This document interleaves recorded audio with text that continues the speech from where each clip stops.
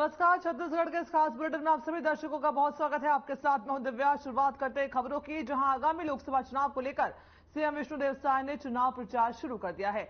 इसी को लेकर मुख्यमंत्री कोंडागांव विधानसभा पहुंचे और कार्यकर्ता सम्मेलन में हिस्सा लेकर कार्यकर्ताओं को संबोधित किया। इस दौरान उन्होंने क्या कुछ कहा, देखिए हमारी खास रिपोर्ट।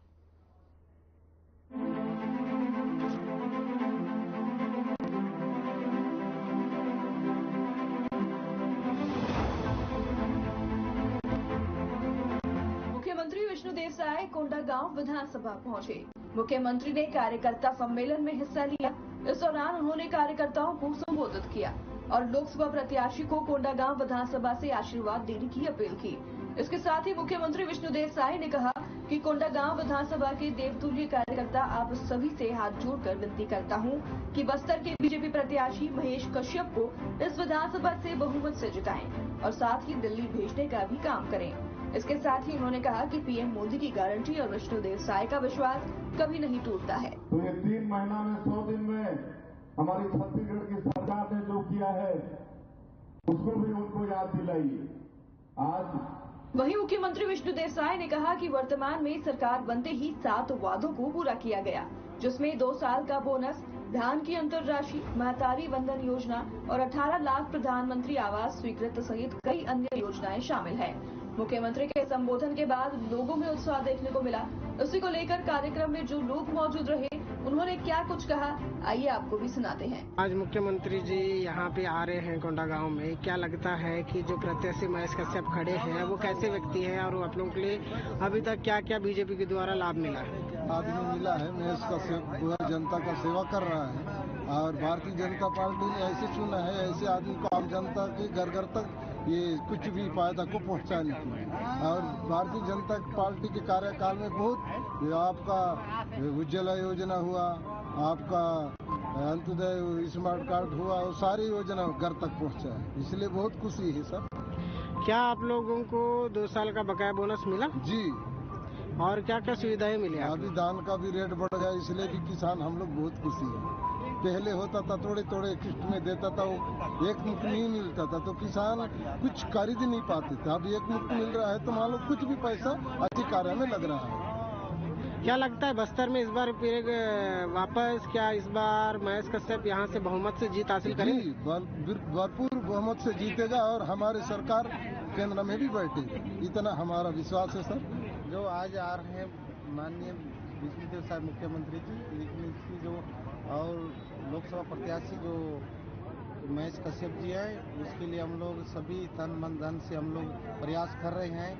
और जो जितना भी अभी मोदी की गारंटी में हमारे छत्तीसगढ़ में पूरा अभी मातारी वंदन का पैसा भी डल गया है। पिछले सप्ताह 10 तारीख, पिछले महीना 10 तारीख को, अभी 1 तारीख को फिर डलेगा। उसके बाद प्रथम जो ये जो शपथ ग्रहण के दूसरा दिन कैबिनेट बैठक करके 18 लाख प्रधानमंत्री आवास घर में उसको स्वीकृत किया गया है। उसके बाद किसानों को 917 रुपये से इस अंतर राशि उसके खाता में आ गया। उसके बाद फिर और ये जो पिछले साल जो पिछले 15-16 का तो किसानों को बोनस नहीं मिला था 2 साल का, उनका भी बोनस 2 साल का मिल गया है। अभी उसके बाद अभी तेंदुपत्ता बोनस, तेंदुपत्ता का जो 5500 रुपया 4000 से बढ़ा के 5500 हो गया है। इसका पूरा अभी पूरा भारत में पूरा लहर है मोदी का गारंटी से। मोदी का अभी इसके बाद 400 पार। क्या लगता है बस्तर में इस बार महेश कश्यप जीत हासिल करेंगे? पूरा 1 लाख वोट से जीतने का उम्मीद है। फिलहाल आगामी लोकसभा चुनाव को लेकर बीजेपी की तैयारियां तेज हैं। इसी को लेकर मुख्यमंत्री विष्णुदेव साय भी लोगों को जागरूक करने में जुट गए हैं और अपने प्रत्याशी को जिताने की जनता से अपील भी कर रहे हैं। अब देखना ये होगा कि क्या जनता उनका समर्थन करेगी। Bureau report.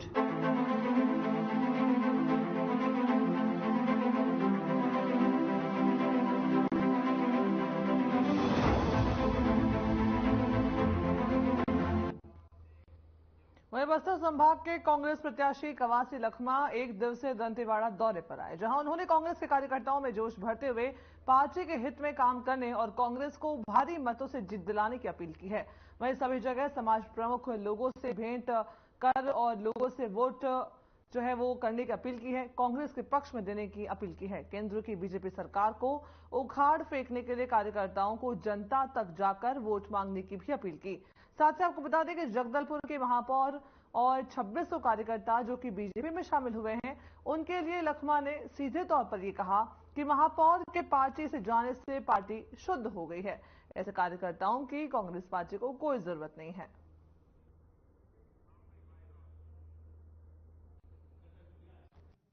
ये लोकसभा प्रत्याशी हैं, जिस तरीके से देश का माहौल है, किस तरीके आज हमारे कांग्रेस पार्टी ने आदरणीय राहुल गांधी जी, सोनिया गांधी जी, प्रियंका गांधी जी, खड़गे जी, राष्ट्रीय अध्यक्ष आदरणीय प्रभारी वेणुगोपाल जी, हमारे छत्तीसगढ़ प्रभारी वालेट जी, छत्तीसगढ़ के दिल्ली का टीम को, राष्ट्रीय टीम को मैं बधाई देता हूं। मेरे को टिकट दिया है कि बस्तर का लोकसभा जीतना है, उनको मैं दिल से बधाई देता हूं। भूपेश बघेल को, पूर्व मुख्यमंत्री, वरिष्ठ नेता, और हमारे दीपक भाई प्रदेश कांग्रेस अध्यक्ष, प्रतिपक्ष का नेता शरद मान जी, और हमारा वरिष्ठ नेता सरगुजा महाराजा टी.एस. सिंहदेव को भी बधाई देता हूं। साथ में हमारे बस्तर के मतदाता भाई बहनों को, व्यापारी बंधुओं को, कर्मचारी मित्रों को, मतदाता भाई को, सबको दिल से बधाई देता हूं। मैं लगातार कोंटा विधानसभा में 6 बार चुनाव जीता हूं। बस्तर का आवाज सलवा जुड़ूम हो, चाहे को मुद्दा हो, चिलगेर हो, पेदागेलूर, चिन्नागेलूर का मामला हो, सैयदपेटा का मामला हो, मैं विधानसभा तक लेके मैदान तक लड़ाई लड़ा हूं, सलवा जुड़ूम बंद करवाया हूं। उसी प्रकार अगर दिल्ली में आज भारतीय जनता पार्टी मनमर्जी कर रहा है, सुई सरकार को छीन रहा है और महंगाई बढ़ रहा है, बेरोजगारी नहीं है, बेरोजगारी बहुत ज्यादा है, महंगाई आसमान छू रहा है। हमारा लगातार विष्णुदेव सरकार बनने से बस्तर शांत हो रहा था, बस्तर पीआर में बदल गया था, सिर्फ क्लियर मामला छोड़कर कोई मामला नहीं था। आज लगातार से आदिवासी बोल रहा है तो आदिवासी पुलिस, हमारा पुलिस का भाई मर रहा है, वो भी गरीब आदमी हमारा पेट पालने के लिए आया है। दोनों का लड़ाई अभी फिर शुरू हुआ है। उस लड़ाई के लिए भी हम लोग 1700 आदमी जेल से छोड़ा था। अभी तुम्हारा साय सरकार, भारतीय जनता पार्टी का सरकार साय 1700 के ऊपर जेल भेज रहा है, साय। इसी प्रकार सिरा, गुंडिया और गोबर खरीदी, महिला अंडा बेच रहे थे, महिला समूह। इसी प्रकार भूमिहीन किसान सबका मितान, राजीव गांधी युवा मितान का पैसा सबको 3 महीने में साय सरकार साय काटा है। उसके बदला सबसे बड़ा मुद्दा जनता के बीच में आ रहा है, ये हिंदुस्तान छत्तीसगढ़ 12 लोकसभा के लिए सबसे बड़ा घाटा का सौदा हो रहा है, साय सरकार, साय। तो 3 महीने में राशन कार्ड सब जगह बंट रहा था। कलेक्टर कल परसों आदेश 4 दिन हुआ आदेश किया है, कहीं पर राशन कार्ड नहीं बटेगा। हर पंचायत में राशन कार्ड पड़ा है, क्योंकि उस राशन कार्ड में लिखा हुआ है कि हमारा सरकार था 3 आदमी था, 2 आदमी था तो 25-35 किलो मिलता था, 4 आदमी आए तो 35 किलो मिलता था, 5 आदमी आए तो 25 किलो में 35 किलो मिलता था। अभी एक व्यक्ति को 5 किलो मिलेगा, 25 आदमी आए तो 25 किलो मिलेगा, 5 आदमी आए तो 25 किलो मिलेगा, 10 किलो कम मिलेगा। 3 आदमी 4 आदमी आए तो 20 किलो मिलेगा, 15 किलो कम मिलेगा। 3 आदमी आए तो 35 किलो मिलता था, 15 किलो मिल रहा था, 15 किलो मिलेगा, 10 किलो 20 किलो कम मिलेगा। ये गुड़ का, सना का, नमक फ्री मिलता था, पूरा कार्ड दिया, तुम राशन कार्ड तुम्हारा घर में मिला है तो देख लो। तो इसलिए गुड़ भी मिल नहीं है, शक्कर भी नहीं है, मतलब तुम्हारा नमक भी नहीं है, सन्ना भी नहीं है, और ये 3 आदमी को 15 किलो मिलेगा, 20 किलो नहीं मिलेगा। इसलिए बड़ा मुद्दा है। आने वाला छत्तीसगढ़ के लोगों, बस्तर के लोगों लोकसभा में ये साय सरकार को साय जवाब देंगे। ये बड़ा मुद्दा है। नेताजी, लगातार जो कांग्रेस जीत का दावा करती है, लेकिन जो जनता है और जो नेता है वो लगातार कांग्रेस पार्टी को छोड़कर जगदलपुर में भी जिस तरीके से जगदलपुर में जिस पार्टी से हमारा पार्टी से महापौर हो रहा है, हमारे लिए बहुत सूत हुआ है, सूत। ऐसा लोगों को जरूरत नहीं है, उनको डराया गया है, भ्रष्ट किया है, पेपर में पत्रकार वार्ता करके आदमी डरेगा नहीं तो क्या करेगा, डर गया।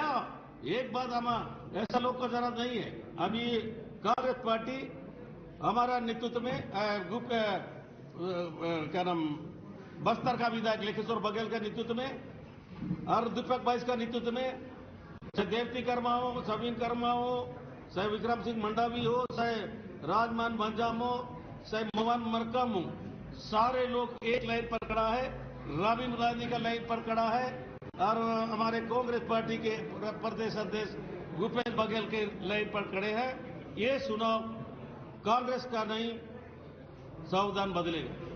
देश का चुनाव है, संविधान का चुनाव है, आदिवासी लोग का चुनाव है।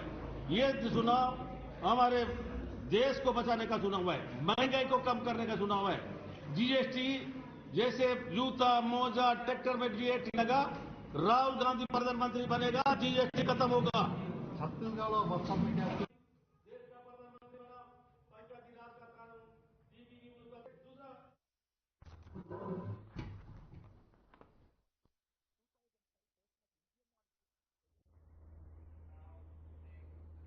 और वहीं हर साल दंतेवाड़ा में मां दंतेश्वरी के मंदिर में फाल्गुन मेले की शुरुआत की जाती है। इस मेले में स्थानीय लोगों के साथ ही दूसरे राज्यों के लोग भी पहुंचते हैं। फाल्गुन मेले में मां दंतेश्वरी की डोली को पूरे नगर में भ्रमण कराने के बाद वापस मंदिर लाया जाता है। यहां मां की डोली की मंदिर के चारों ओर 3 बार परिक्रमा कराई जाती है।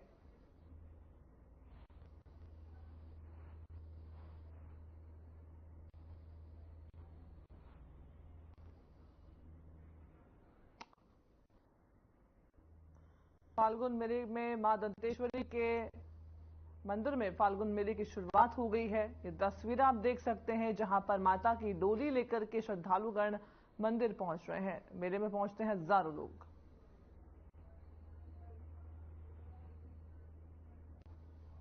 ऐतिहासिक मां दंतेश्वरी की जो दंतेवाड़ा में मनता है, जिसमें पूरे बताया जा रहा है कि 900 से ज्यादा जो देवी देवता हैं जो अलग अलग जगहों से, उड़ीसा और तेलंगाना तो सभी आए हुए। बस्तर के जो बीजापुर है, माँ भद्रकाली जो अपने गिरिनिवास भद्रकाली की ओर जा रहे हैं। कुछ लोग हैं उनसे सीधे बात करने की कोशिश करके स्थानीय लोगों के माध्यम से माँ भद्रकाली को जो दंतेवाड़ा में शामिल होने गई थी, कल विदाई दिया गया। ये पहली बार शामिल होने गई, किससे पहले भी आती रही है? ये पहली बार है, बहुत सालों बाद, 900 साल ऐसा माना जाता है। उसके पहले पुजारी लोग ऐसे शामिल होने जाते थे, तो इस बार छतर लेकर के माता जी का यह यात्रा गई है।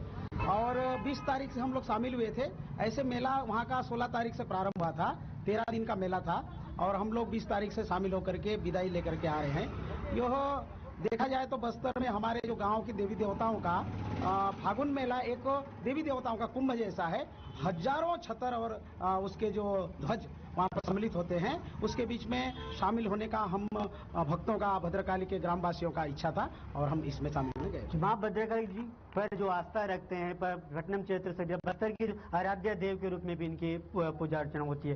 पहली बार जो शामिल, इसके पीछे आखिर क्या सोचती, आखिर पहले भी, अब आने वाले समय में भी लगातार शामिल होते रहेंगे फागुन मेले में? हाँ जी हाँ, आने वाले समय में यह लगातार शामिल होंगे, और कभी न कभी तो आपको शुरुआत करना ही पड़ता है। तो देर से ही सही, अभी यहाँ के जो दूर दराज क्षेत्र जो कि बस्तर के अंतिम छोर, जहां महाराष्ट्र और तेलंगाना का भी सीमाएं लगती है, तो अंतिम छोर से शामिल होने के लिए अभी जो कि सुविधाएं और साधन बढ़ने के कारण हम लोग वहां पर सम्मिलित होने गए हैं। इसके पहले पैदल यात्रा करना भी संभव नहीं था, तो यह यात्रा से पूरे अंचल में केवल आपके बीजापुर क्षेत्र में ही नहीं, पूरे बस्तर में हमने देखा कि हमारे बस्तर के महाराजा भी शामिल हुए और उन्होंने भी आने वाले समय में दशहरा पर्व में विशेष रूप से आमंत्रित करने के लिए बोले हैं और खुद भी आने वाले हैं। और दंतेवाड़ा के जो प्रधान पुजारी हैं वह भी खुद माताजी से पर्व पर उपस्थित होने का उन्होंने वचन दिए हैं। इस तरह से भद्रकाली पीठ का जो महानता पहले से है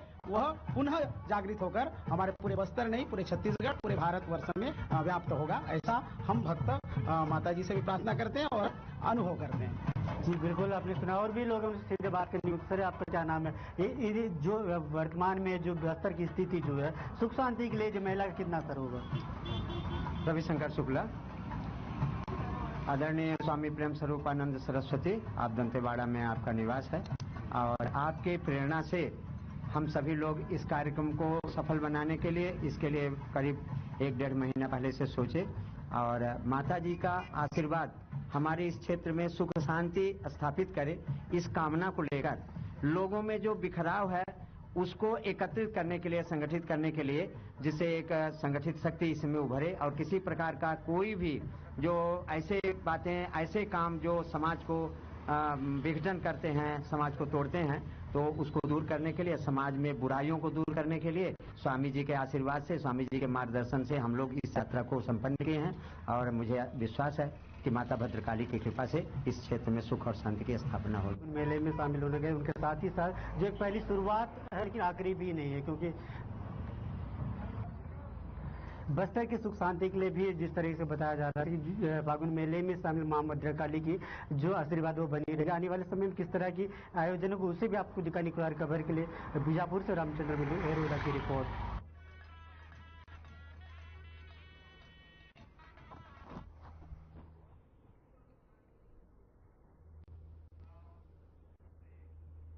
वहीं बलरामपुर में महुवारिया चौक के पास एक्सीडेंट हो गया। एक्सीडेंट के बाद चालक गाड़ी में ही फंस गया। वाहन के सामने का हिस्सा काफी डैमेज हो गया, जिसकी वजह से चालक स्टीयरिंग में ही फंस गया। पुलिस ने जेसीबी मशीन की सहायता से काफी मशक्कत की और उसके बाद ड्राइवर को बाहर निकाला और चालक को अस्पताल पहुंचाया।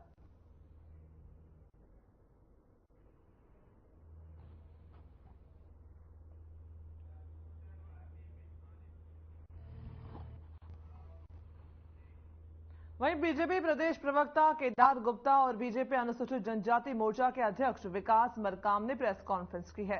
इस दौरान दोनों ने कांग्रेस को जमकर घेरा। आपको बता दें कि बीजेपी प्रदेश प्रवक्ता केदार गुप्ता ने कहा कि छत्तीसगढ़ में कांग्रेस जब 2018 में सत्ता में आई तब से अगर किसी कांग्रेस नेता का नाम सबसे ज्यादा चर्चा में रहा है तो वो पूर्व मुख्यमंत्री भूपेश बघेल है, जो कि स्व यानी कि अर्थात मैं और मेरा के भाव से पीड़ित हैं।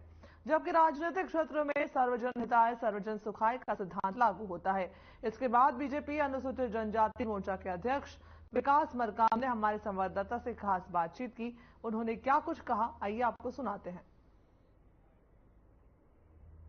मित्र भाई अमित चिमनानी जी, हमारे साथी भाई विकास मरकाम जी, आज की प्रेस ब्रीफ में पुनः मैं आप सभी पत्रकार बंधुओं का स्वागत, वंदन और अभिनंदन करता हूं।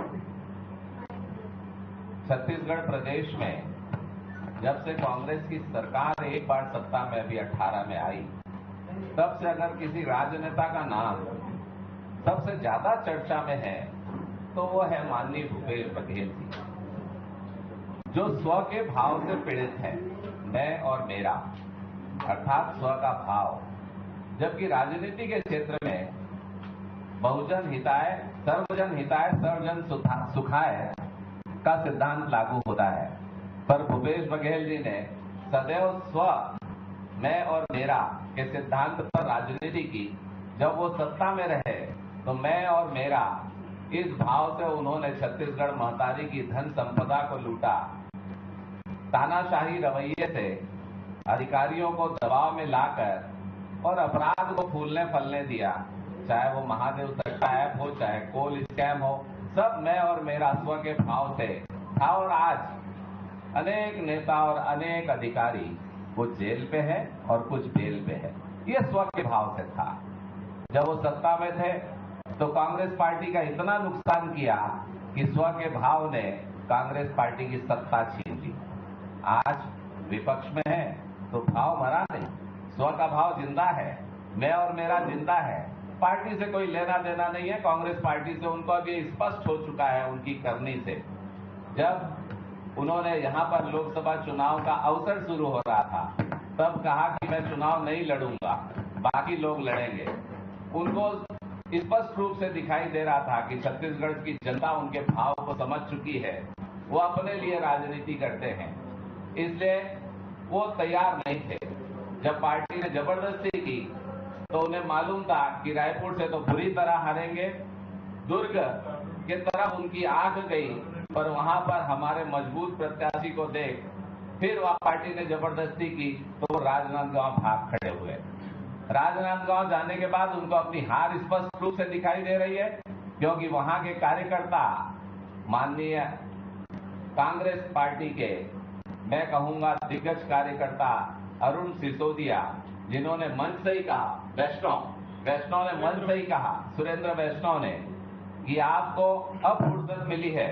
इतने दिनों बाद जब सत्ता में थे किसी कार्यकर्ता का काम नहीं किया, सार्वजनिक रूप से कहा तो भूपेश बघेल जी की चूल्हे हिल गई। उसके बाद उन्हें पार्टी से निकाला जाए, प्रत्याशी बदला जाए, अनेक नेताओं ने ये चीजें उठाई, क्योंकि सबको पता चल गया कि भूपेश जी अपने लिए राजनीति करते हैं, छत्तीसगढ़ की महतारी और कांग्रेस पार्टी के लिए नहीं।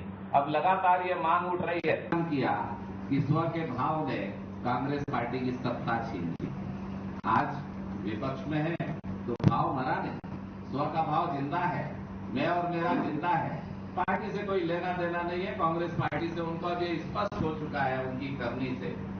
जब उन्होंने यहाँ पर लोकसभा चुनाव का अवसर शुरू हो रहा था तब कहा कि मैं चुनाव नहीं लड़ूंगा, बाकी लोग लड़ेंगे।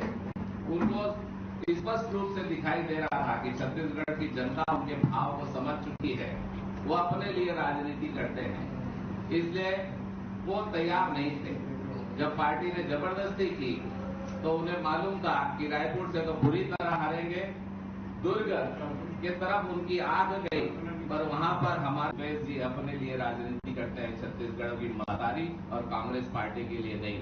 अब लगातार ये मांग उठ रही है कि भूपेश बघेल जी का टिकट कैंसिल करें, भूपेश जी को पार्टी से निकाले, और भूपेश जी देख रहे हैं कि उनकी हार सुनिश्चित है तो अपनी हार को बदलने के लिए और फिर देश के संविधान में, देश के नियम में त्रुटियां बता रहे हैं। जब ईवीएम से उनकी सरकार 2018 में बनी तो पहुंच गया राज्यपाल जी के यहाँ, मैं ईश्वर की शपथ लेता हूं, और अब ईवीएम खराब नजर आने लगा।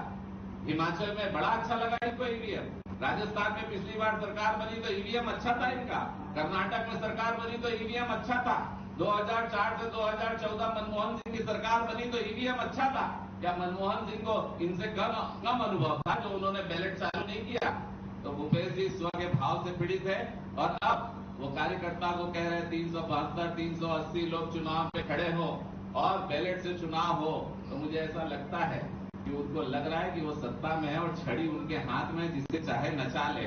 पर भूपेश जी अब छड़ी जनता के हाथ में है, और एक हार तो आपको सत्ता से हटा चुकी, दूसरी हार के लिए तैयार हो जाए। संविधान का मजाक उड़ा रहे। कांग्रेस पार्टी की कब्र खोदने का काम है जब कोई नेता अपनी ही पार्टी के कार्यकर्ताओं को कहे कि 380 लोग खड़े हो जाएं।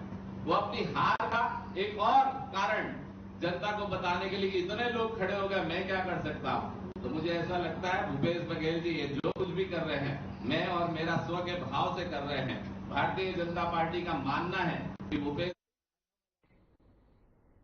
छत्तीसगढ़ का खास बुलेटिन आप देख रहे थे। बुलेटिन में फिलहाल इतना ही, मुझे दीजिए इजाजत, नमस्कार।